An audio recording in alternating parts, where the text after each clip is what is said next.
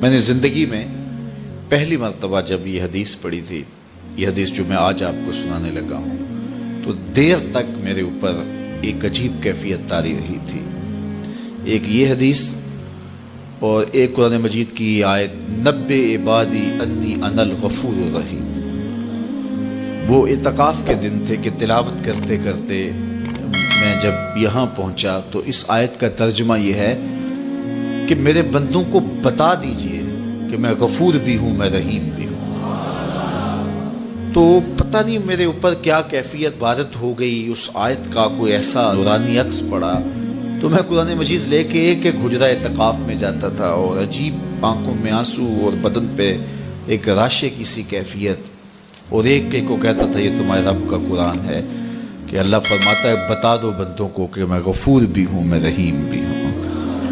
تو وہ ایک کیفیت پیدا ہوئی تھی۔ بہرحال بعد میں بھی بارہا اس کی تلاوت ہوئی، اس کا آز تو ملتا ہے، لیکن وہ ایک لمحہ ہوتا ہے، وہ ایک بجلی ہوتی ہے، گونجتی ہے اور گزر جاتی ہے۔ اسی طرح یہ پہلی مرتبہ جب یہ حدیث میں نے پڑھی تھی تو اس وقت میرے اوپر ایک کیفیت طاری ہوئی تھی۔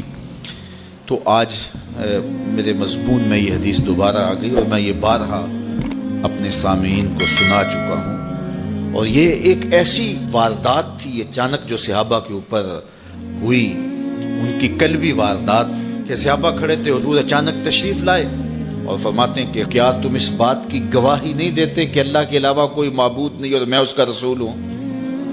حضور نے پہلے تو یہ بات کی، ایسے صحابہ کھڑے تھے، حضور اچانک آئے اور اچانک ہی آتے ہوئے حضور نے فرمایا کیا تم اس بات کی گواہی نہیں دیتے کہ اللہ کے علاوہ کوئی معبود نہیں اور میں اس کا رسول ہوں؟ حضور کا انداز ایسا تھا کہ سینوں میں دل لرزنے لگے اور سب نے عرض کی حضور ہم گواہی دیتے ہیں کہ اللہ کے علاوہ کوئی معبود نہیں اور آپ اللہ کے سچے رسول ہیں۔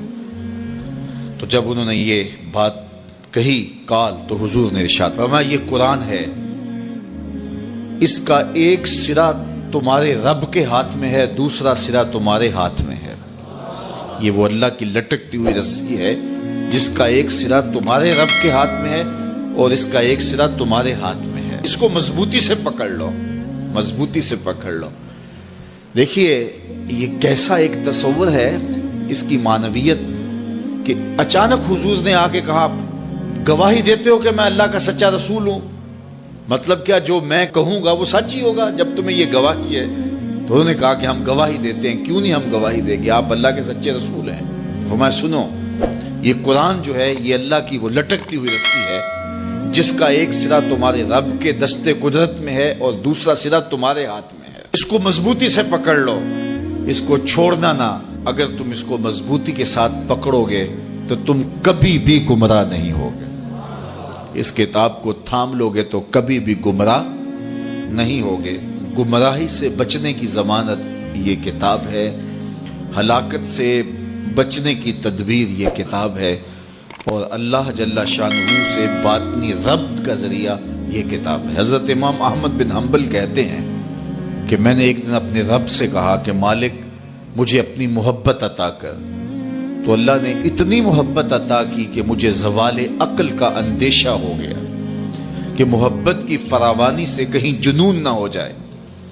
تو پھر میں نے کہا مالک مجھے اپنا قرب عطا کر دے، مجھے محبت دی ہے تو اپنا قرب بھی عطا کر۔ تو آواز آئی میرا قرب چاہتے ہو تو قرآن پڑھا کرو۔ تو یہ اللہ کے قرب کی ضمانت ہے، اس کو مضبوطی سے پکڑ لو، اچھی طرح سے تھام لو، کبھی بھی گمراہ نہیں ہو۔